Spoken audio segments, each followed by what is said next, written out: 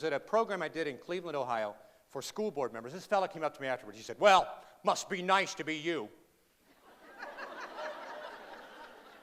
I said, "It's not bad."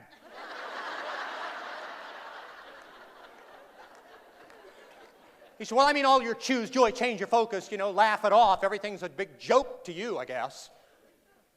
You found a way around pain, good for you, but I don't think you fully acknowledge that some people have some real issues." Wow. I said, "Back up. Did you say I found a way around pain?" He said, "Oh, yeah, that's what it sounded like to me." I said, "No, I've never found a shortcut around pain." Because that's part of it. I said, "My choice is to make joy my default mode, and when I go through pain, I want to get back to my default mode as quickly as possible. But that takes some will." So I shared a story with him. I'm going to share it with you folks as I close. Let me ask first, how many dog lovers do we have in this room? Yeah, love dogs. Don't you love dogs? How many love cats? Yeah, good. I didn't, you don't leave them out, because if you say that, then cat lovers later come up and go, "What's wrong with cats?" No. I have 2 cats. I love my cats. I think they love me. I'm just not all that sure, see? Because when I come home, they sometimes come up and rub against my leg. And I say, "Look, they love me." Then they go over and do the same thing to the couch.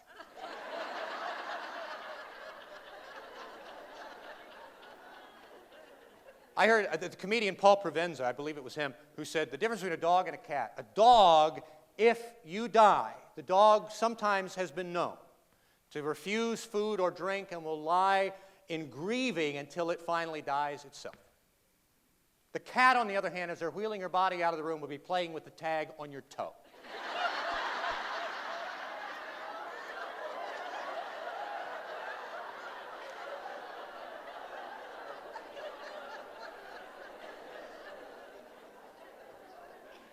So my wife and I, we've always had dogs, and I remember we went down to the animal shelter when we were the first few years of our marriage, and we got this little dog, this little terrier mix, little female, fully grown.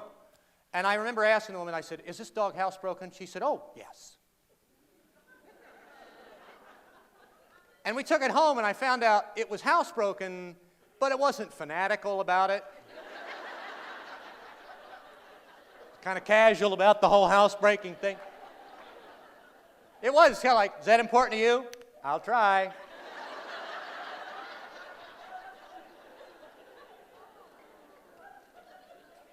So we took the dog home, and the dog would let me know that she did have to go out.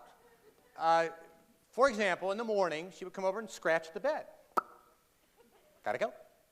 But there was no snooze button on the dog. So if I rolled over for maybe 5 more minutes of sleep, that was my choice. But when I woke up, there was always a little gift on the rug. And the dog sitting beside the spot with no shame at all, just going, "What did I say?"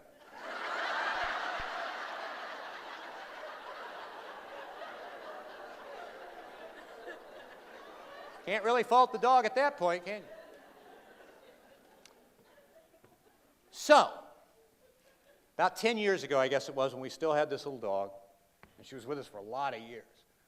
But it was a dark, cold winter morning, about 5 in the morning, still dark out, Dog came up to the bed. Now, I had been so well trained at that point. I mean, you get trained by your dogs. And your cats, they train you. You don't train them, they train you.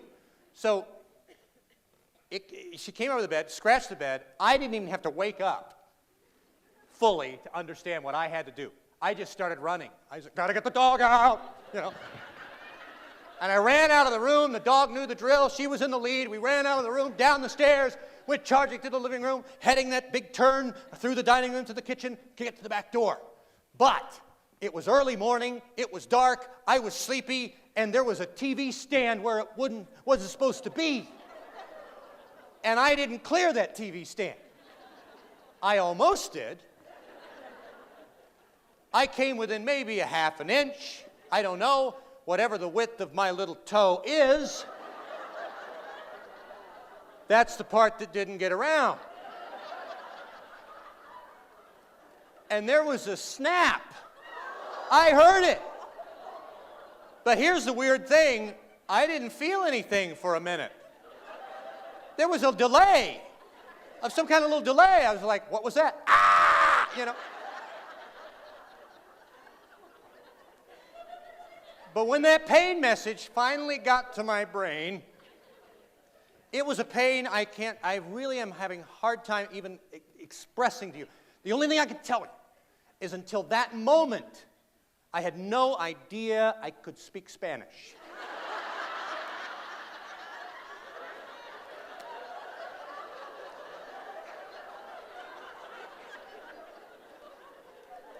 I just felt him and I said, I got him.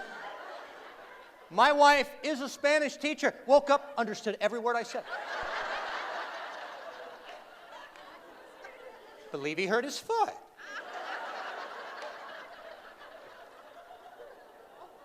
Now that man that came up to me, it must be nice to meet you. I bet he would have loved to have been there.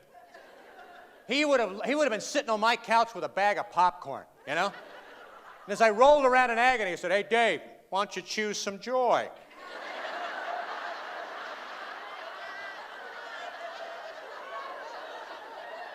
I know. Change your focus.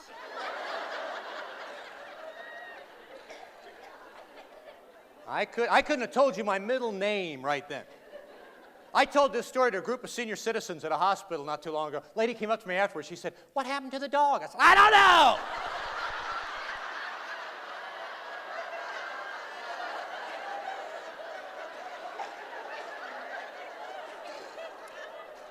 Think you missed the point.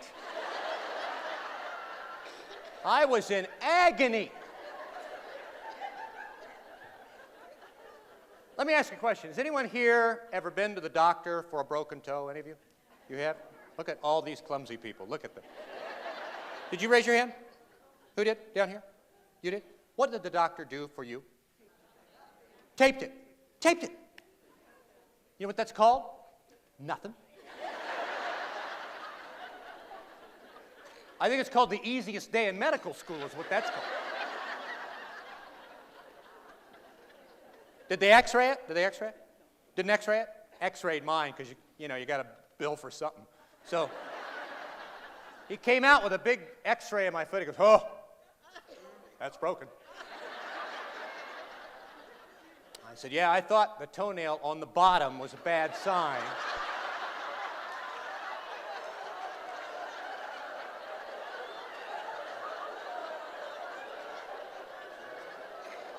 I'm no doctor, but I have to say that didn't look right to me either. I concur.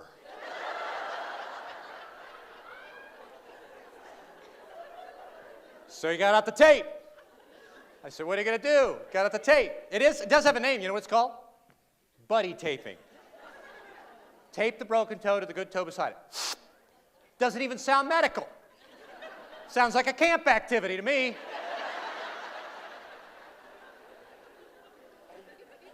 I said, that's it? He goes, well, unfortunately, very little we can do for toe fractures of this nature.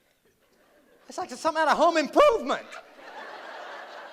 Fix anything with duct tape, there you go. I lost my joy for a few minutes. I said, what if I'd lopped the toe off? Would you have a procedure then? He didn't realize I was being sarcastic. He got all excited. He said, yes.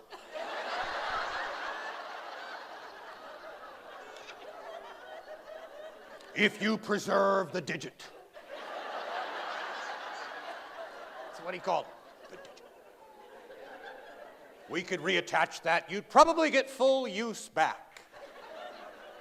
And I was kind of amazed by that. And then I thought, what is full use of a little toe?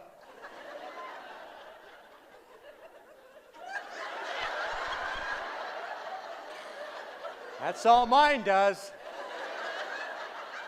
Does that little spread so you can remove sock lint.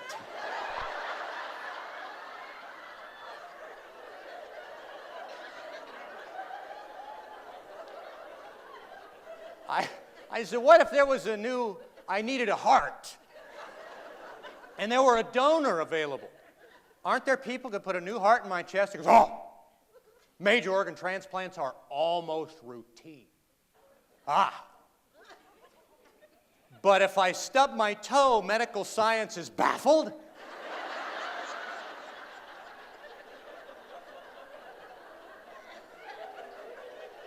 That's about the size of it, yes. Well, I can't put a cast on it. It's too small. No one could sign it. What good would that do you? Good point. So here's my question.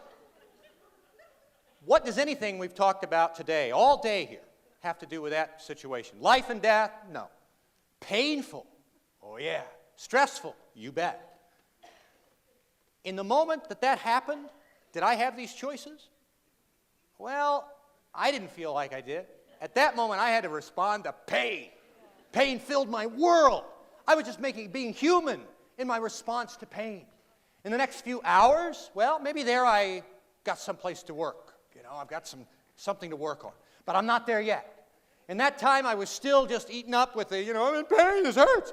But the next 4 or 5 weeks, well, I'm stumping around on that heel, But in that time, I had a choice, because there I began to have a choice to reframe this.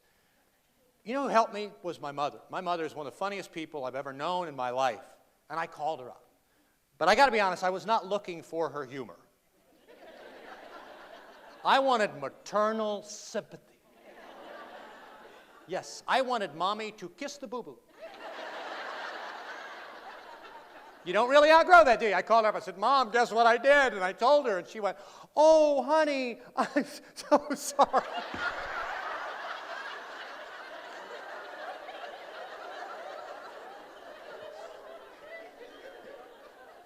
But you know what? In spite of myself, I started laughing too, because laughter is catching, So I started laughing. I was like, oh, it's kind of funny, So I began to tell the story to other people. And then I saw that they laughed. They laughed a lot. And so it actually got to be something where I was enjoying the popularity of having a funny story to tell. I would actually emphasize the limp. So somebody would go, what happened to your foot? I go, sit down. Showtime. Yeah. So here's my question. If I now, knowing everything that story provided for me, all the laughter it provided for other people, but it came out of pain. If I had a choice to get into a time machine, go back to that morning and run through that living room again,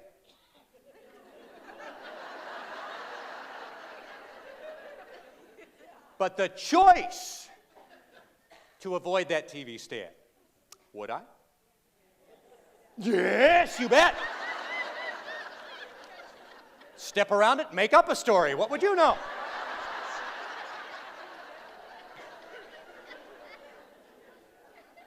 But that's not the way it works.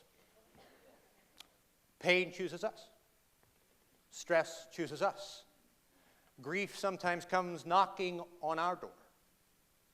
Setbacks and frustrations and conflicts with other people, anger that we didn't ask for, comes at us.